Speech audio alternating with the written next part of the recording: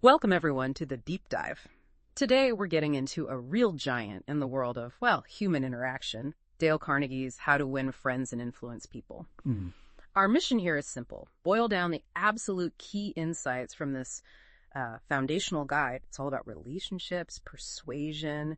Think of this as your shortcut to really getting it. And it's amazing how relevant it still is, right? First published way back in 1936. But it's not about manipulation. It's about genuine connection. That's the core. Absolutely. And the beauty of it is how Carnegie uses real stories, examples. It makes every principle stick, makes it actionable. Doesn't matter if you're just starting out, leading a team, or frankly, just trying to get along better day to day. It's pretty universal stuff. Okay, let's unpack this. Part 1 is all about the fundamentals. Handling people, where do we start? Well, the very first principle Carnegie hits us with is maybe the toughest. Don't criticize, condemn, or complain. Sounds easy, but why is it so vital? It taps right into human nature, doesn't it? Criticism, even if you're technically right, it triggers that defensiveness, that ego protection. People just shut down. You can't have a real conversation then. Carnegie famously said, any fool can criticize, condemn, and complain, and most fools do. He really got that. You need to sidestep that initial reaction. Think about it. A manager saying, you always mess this up, versus maybe, okay, this task is tricky. How can we make it smoother next time? Totally different vibe around. A huge difference. One closes doors, the other opens them. So if avoiding criticism is step 1 for building trust, what's the flip side? The positive action. That brings us to principle number 2. Give honest and sincere appreciation. Why is this so high on his list? Oh, this is huge. Carnegie argued people need appreciation, almost like air or water. It's fundamental. But, and this is key, it has to be sincere, not empty flattery, genuine recognition. There's a great example in the book, like a shop owner saying, hey, I saw you stayed late with that tricky customer. That was really great work. Specific, real. That kind of thing makes people feel seen, valued. It builds incredible goodwill, loyalty. Okay, that makes sense. And the third foundational technique. Arouse in the other person an eager want. Now, this sounds interesting. How does that work? This is all about perspective shift. It means framing things in terms of their interests, their desires, not just yours. You find that common ground. You make what you want align with what they already want. The classic example for getting a kid to take a bath. You don't just order them. You make it a game. Like, let's see who can make the biggest bubbles. Suddenly it's fun. They want to do it. It's not trickery. It's alignment. You tap into their existing motivation. Works for kids, colleagues, customers, anyone really. Right. Finding what's in it for them. Okay. Now, let's move into something I think we all grapple with.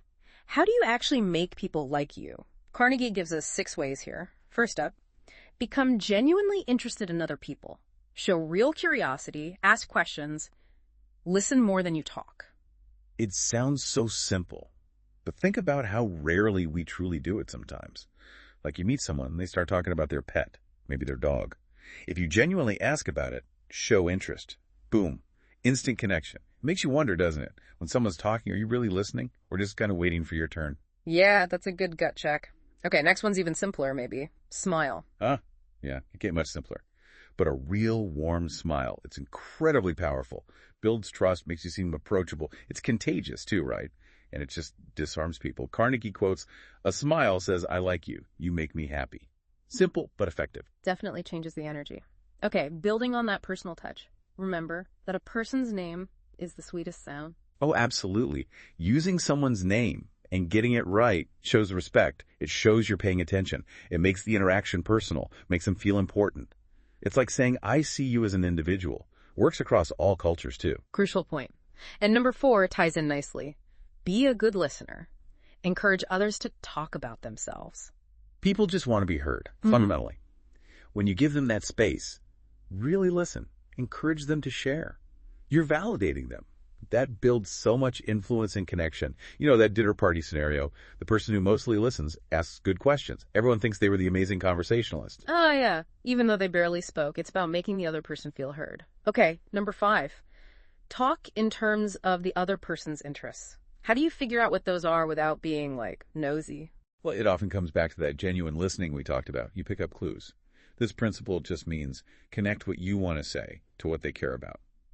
If you know someone's passionate about sustainability, for example, frame your idea through that lens. Makes it instantly relevant to them. You meet them where they are. Got it. And the last one in this section, kind of summing it up, make the other person feel important and do it sincerely.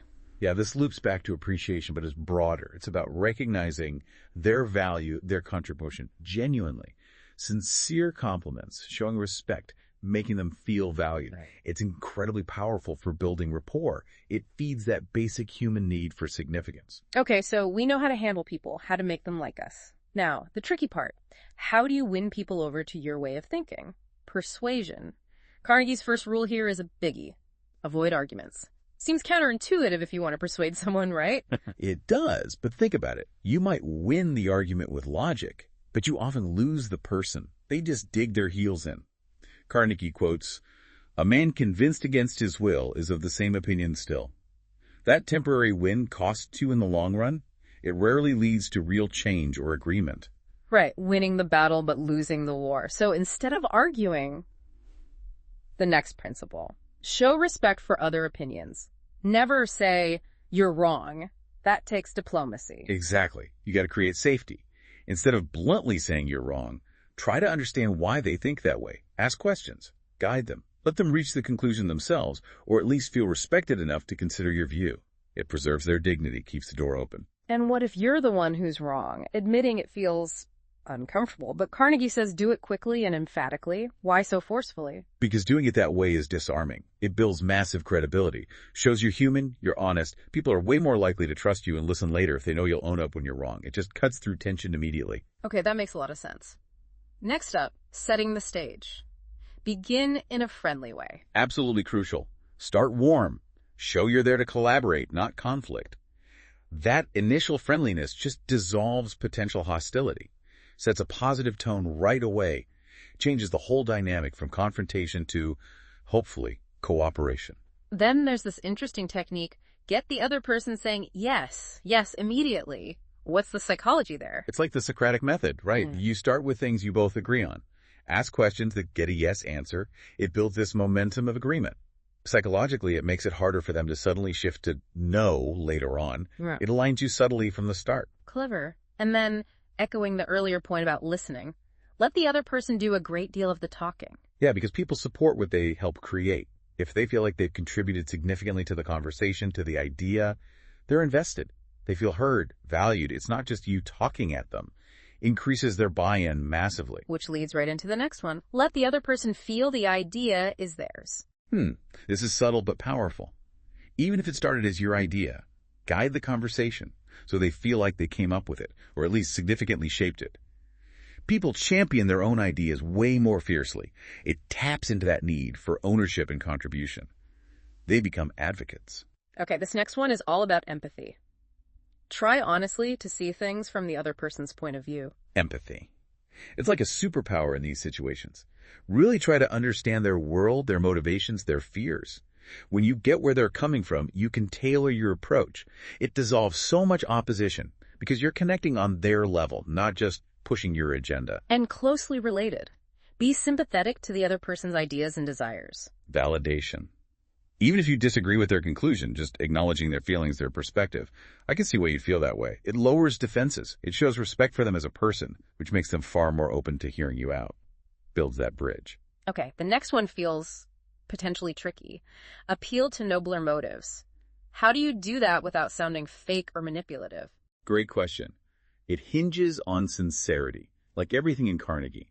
It means tapping into the genuine positive values people hold.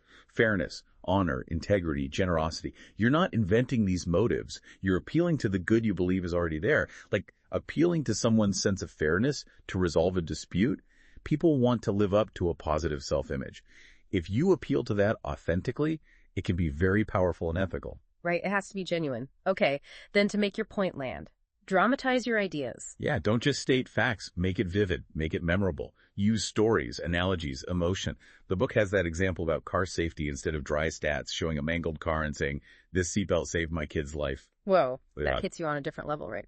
Makes the idea come alive. Far more impactful than just data. Definitely. And the last one for persuasion. Throw down a challenge. People love a challenge. It taps into our drive for achievement, for proving ourselves. Maybe friendly competition. Setting a goal that sparks that drive, that sense of pride.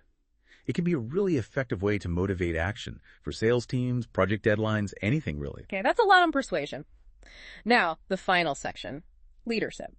Specifically, how to guide or change people without causing resentment. It starts, maybe predictably, with begin with praise and honest appreciation. Yes, the classic praise sandwich foundation, but really it's about setting the stage positively. Before you get into what needs improving, genuinely acknowledge what is working. Appreciate their effort. It makes them receptive, not defensive. It shows you see the good, too. Softens the blow, you could say. Makes sense. Then when you do need to address a mistake, call attention to mistakes indirectly. Yeah, direct confrontation can just make people clam up or feel embarrassed. Maybe use a bit of humor, ask a question that leads them to see it, or share a relatable anecdote. It lets them save face and, ideally, recognize the issue themselves. Much more empowering. And this one feels really key for leaders. Talk about your own mistakes before criticizing the other person. Oh, this builds so much trust. When you admit your own screw-ups first, it shows humility. It says, hey, we're all human, we all make mistakes. It makes the other person feel less attacked, more like you're in it together. Creates real psychological safety. Instead of just telling people what to do, Carnegie says, ask questions. Instead of giving direct orders, why is that better for a leader? It empowers people, saying, could we try this? Or what do you think about this approach versus just do this? It invites their input, makes them feel part of the decision. It fosters problem solving, ownership, not just obedience. People are more committed when they've had a hand in it. And always, always let the other person save face. Crucial. Never humiliate someone, especially publicly. Mistakes happen. Find ways for them to maintain their dignity. Damaging someone's self-respect is incredibly counterproductive for any long-term relationship or productive teamwork. To keep things moving in the right direction, praise every improvement. Yes. Don't wait for perfection. Acknowledge the small wins, the steps forward. Sincerely praise progress. It builds momentum, boosts confidence, reinforces that positive behavior. It shows them they're on the right track. And this is interesting. Give the person a fine reputation to live up to. It's kind of a self-fulfilling prophecy, in a good way. If you tell someone you trust their judgment, or you know they're capable of great work, they'll often stretch to meet that expectation. It sets a high bar, but in an encouraging way. It taps into their desire to be seen positively. And the last couple for leaders, use encouragement. Make the fault seem easy to correct. Right. Don't make the problem seem insurmountable. Break it down. Offer support. Emphasize their ability to fix it. Make the path forward clear and achievable. That builds confidence, reduces overwhelm. And finally, you want them to actually want to do it. Make the other person happy about doing the thing you suggest. Frame it so they see the benefit for them. When their motivation aligns with the task, they become enthusiastic partners, not just people following orders. That's real leadership buy-in. Wow. Okay, so we've covered a ton of ground, digging deep into Carnegie's principles. What does this all boil down to for you, listening right now? I think the big takeaways are pretty clear, aren't they? Influence. True influence comes from empathy, from understanding others, not from pushing your own ego. Genuine curiosity, real kindness, sincere appreciation. These are more powerful tools than just logic or authority. And fundamentally, if you make people feel good about themselves, genuinely seen, heard, valued, you build strong relationships. And from those relationships, you get results. It's amazing how applying these maybe seemingly simple ideas consistently, it can genuinely change how you interact with everyone. At home, at work, everywhere. So here's a thought to leave you with, building on all this. If the deepest human craving is truly to be appreciated, what's one small, genuine piece of appreciation you could offer someone today? Think about how that small act might ripple outwards. Maybe change an interaction, brighten a day, or even strengthen a relationship. Something to mull over. Thank you for joining us on this deep dive into how to win friends and influence people. We'll catch you on the next one.